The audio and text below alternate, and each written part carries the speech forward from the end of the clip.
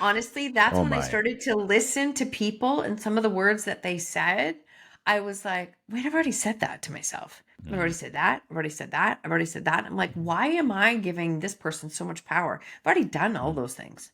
And that really put I judgment like that perspective. into place. It really was a switch that I still use to this day. Love it. You just shared with us something very powerful on how to share your story, but more importantly, how to get away from the haters and the people that are going to judge you because they're going to be there anyways, regardless. Mhm. And a lot of times, what I feel is that you are a mirror of what they would like to be, Right. but they're afraid to be. And when you Yep. act out in a certain way, they're going to automatically reject you. And Mhm. that's okay. Now, Marsha, when we're in this process, we're in the flow. We got our Mhm. confidence going. We're like, okay, I'm going to share my story now. I don't care what anyone thinks.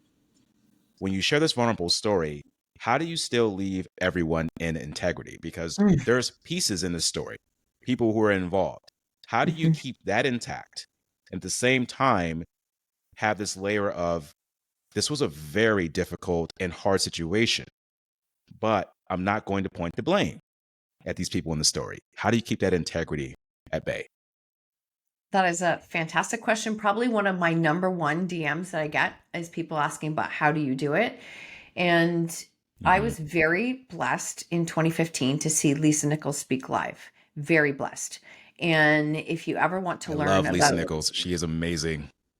absolutely amazing. One of these days, I will get the pleasure of being able to interview her, or I do have a picture with her, like a one-on-one picture with her, and she changed the game for me in really helping me to understand it. And she said these things, is that you should always be able to share a story and leave everyone in integrity. That means that you should be able to share a story about someone as if they're in the room with you.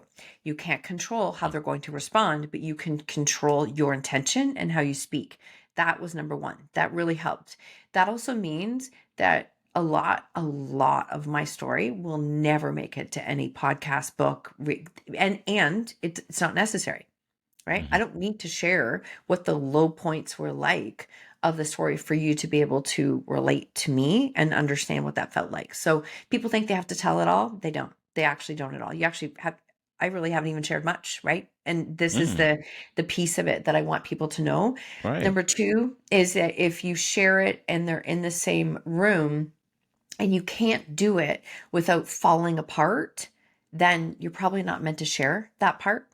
Like if you can't do that piece, and if you are have parts of your story that you try to share and you can't do it, while leaving them in integrity or while being respectful to everyone, then that's a part of you that you don't have to go to.